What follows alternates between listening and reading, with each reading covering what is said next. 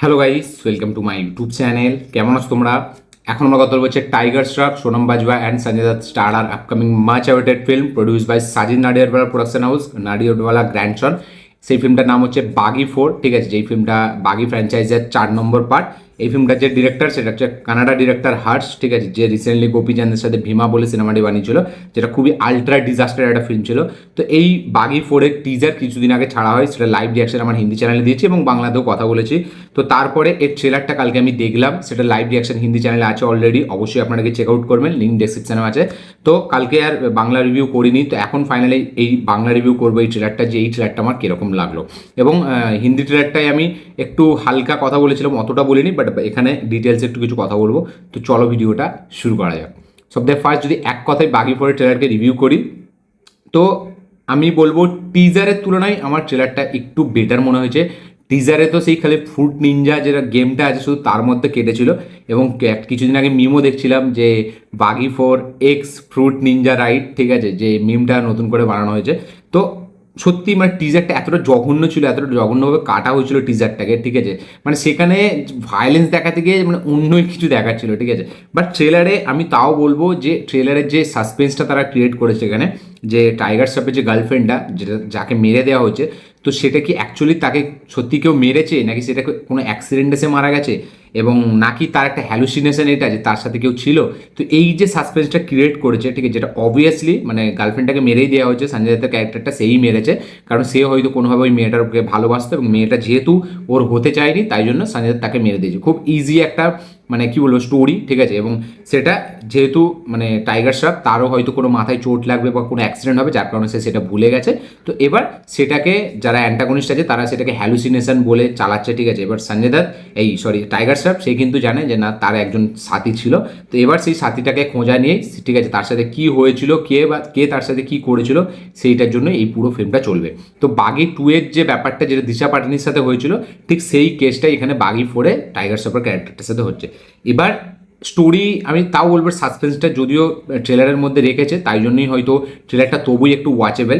না হলে ট্রেলারটায় যে অ্যাকশনগুলো দেখাচ্ছে সেগুলোর কিন্তু কোনো মানে লজিক তো ছেড়ে দিন, কোনো মাথা মুন্ড নেই। মানে জাস্ট ছুরি চালাচ্ছে, এই চালিয়ে দিচ্ছে, রড ঢুকিয়ে দিচ্ছে, ঠিক আছে, অ্যাক্স চালিয়ে দিচ্ছে, খালি ওই হচ্ছে। ঠিক আছে, এবং অ্যানিমেলের অনেকগুলো সিনের রেফারেন্স আপনি এখানে দেখতে পাবেন। ঠিক আছে, আপনারা মানে অ্যানিমেল থেকে বিশাল লেভেলে ইন্সপায়ার্ড এই সিনেমাটি, অনেকটা মার্কো থেকেও ইন্সপায়ার্ড, পুরো ভিজুয়াল। ঠিক আছে, এবং সঞ্জয় দত্তের ক্যারেক্টারটা, ঠিক আছে, মানে সে মানে তাকে টিজারে যেরকম তবুই খারাপ লাগছিল, বাট ট্রেলারে কিন্তু আমার তাকে বেশ ভালো লেগেছে। মানে অনেকে বলছে খারাপ, বাট আমার মনে হয় ট্রেলারে তাকে সত্যি আমার কাছে, আমার জন্য তাকে ভালো লেগেছে। হ্যাঁ, তার ডায়লগ ডেলিভারিটা অতটা ভালো নয়, ডায়লগ ডেলিভারিটা দেখলে মনে হয় মদ খেয়ে কথা বলছে, বাট তা আমি বলবো টিজারের তুলনায় ট্রেলারে তাকে ভালো লেগেছে। ঠিক আছে, এবং সে যে একটা ডেঞ্জারাস ভিলেন হতে চলেছে সেটা কিন্তু এখানে মানে একটা কাইন্ড অফ একটা মানে টাচ দিচ্ছে।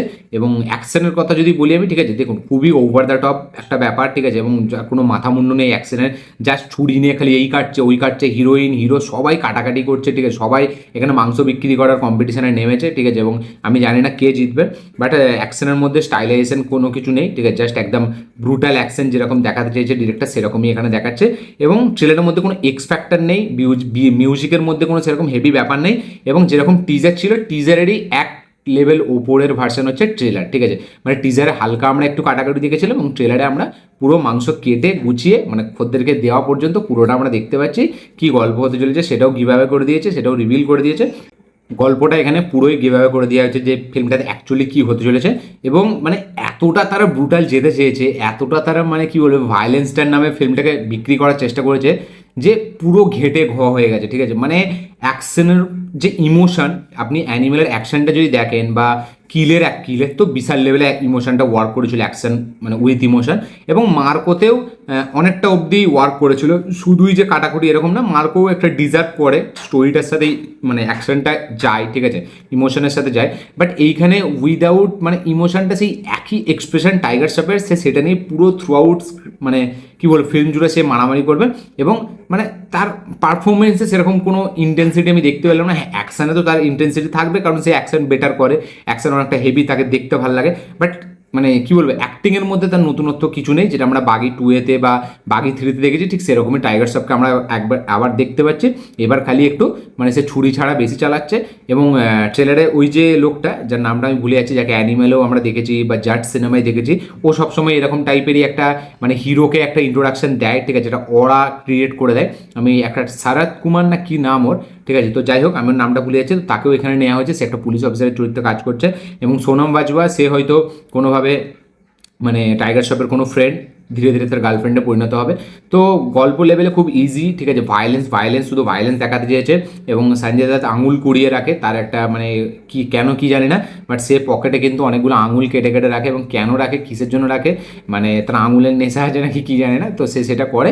তো কিছু আজীব চিজ এখানে আমরা দেখতে পাচ্ছি, ঠিক আছে, মানে কিছু অন্যই ভায়োলেন্স দেখাতে গিয়ে তারা অন্যই কিছু এখানে দেখাচ্ছে, ঠিক আছে। আবার বলা যায় না হয়তো এই ফিল্মটাও হয়তো সারপ্রাইজিং একটা ফিল্ম বেরিয়ে যেতে পারে, হয়তো এইটাকেই লোকে অডিয়েন্স পছন্দ করে নিল। এবার দেখা যাক যদি ইমোশন ওয়ার্ক করে তাহলে ফিল্মটা ওয়ার্ক করবে, ঠিক আছে, মানে যদি অ্যাকশনের সাথে ইমোশনটা ওয়ার্ক করে, না হলে দেখে তো আমার মনে হচ্ছে না কোথাও গিয়ে ইমোশন ওয়ার্ক করবে, পুরোটাই জাস্ট মার কাটারই একটা দেখিয়ে দিলাম ব্যাস। বাট সঞ্জয় দত্তকে আমি বলবো টিজারের থেকে ট্রেলারে আমার তাকে বেটার লেগেছে, এবং অ্যানিমেল থেকে তো মানে সঞ্জয় দত্তের ক্যারেক্টারটা অনেক হিউজলি ইন্সপায়ার্ড দেখেই বোঝা যাচ্ছে। বাট ওই যে ডায়লগ ডেলিভারিতে যে শয়তানকে লাভ স্টোরি সে গড কাকে একা, ওইখানটা যেন অনেকটা বিরক্ত লাগে, অনেকটা একটু অড লাগে, ঠিক আছে, অতটা ভাল লাগে না ওইখানটা। বাট টাইগার শ্রফ তাকে যেরকম আমরা বাগি থেকে 1 থেকে 3-তে দেখেছি সেরকমই আছে, খালি এখানে একটু রভাবে তাকে প্রেজেন্ট করা হয়েছে। সোনাম বাজওয়া সেও অ্যাকশন করছে, তার অ্যাকশনটা তবেই মানাচ্ছে।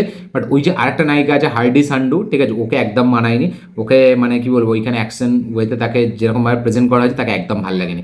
বাকি ওভারঅল ফিল্মে তো শুধু অ্যাকশনই চলে, মিউজিকের তো কোনো হেভি এখানে কোনো কাজই নেই, জাস্ট মিউজিক গান আছে।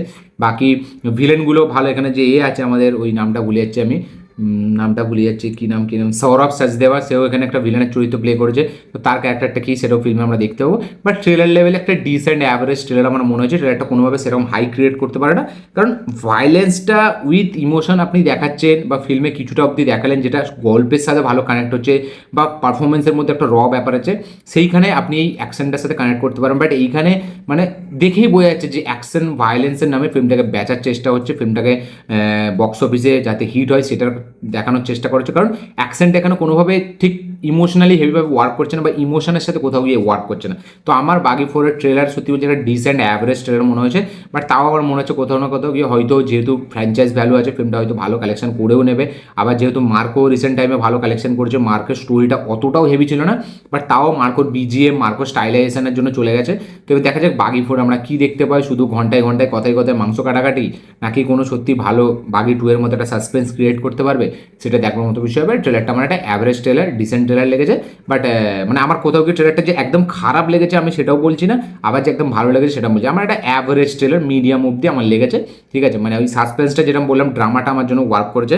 বাট টিজারটা তো একদমই বেকার ছিল, টিজারটা দেখেই মনে হয় ফ্রুট নিনজা গেম খেলা হচ্ছে, বাট ট্রেলারটা তাও বলবো একটু বেটার। তো এই ছিল আমার রিভিউ, এই ছিল আমার রিয়াকশন বাগি 4-এর ট্রেলার নিয়ে। আপনাদের কী বক্তব্য, কী মতামত, কী রিয়াকশন, বাগি 4-এর ট্রেলার আপনাদের কীরকম লেগেছে সেটা অবশ্যই কমেন্টে লিখে জানাবেন। যারা যারা এখন দেখেননি দেখবেন ভাবছেন তারা অবশ্যই গিয়ে চেক আউট করুন, দেখে অবশ্যই কমেন্ট করবেন আপনাদের কী রিয়াকশন, কী বক্তব্য, কী মতামত। কারা কারা বাগি ফ্র্যাঞ্চাইজের বিশাল বড় ফ্যান, কারা কারা টাইগার শ্রফের ফ্যান তারা অবশ্যই কমেন্টে লিখে জানিও। কারা কারা বাগি 4 ফার্স্ট ডে ফার্স্ট শো দেখবে তারা অবশ্যই কমেন্টে লিখে জানিও। তো এই ছিল আমার রিভিউ বাগি 4-এর ট্রেলার নিয়ে। ভিডিওটা ভালো লেগে থাকলে লাইক শেয়ার কমেন্ট করে দেবেন, চ্যানেল নতুন হলে চ্যানেলটিকে সাবস্ক্রাইব করবেন, বেল আইকনটা প্রেস করতে ভুলবেন না। দেখা হচ্ছে পরের ভিডিওতে, ততক্ষণের জন্য বাই।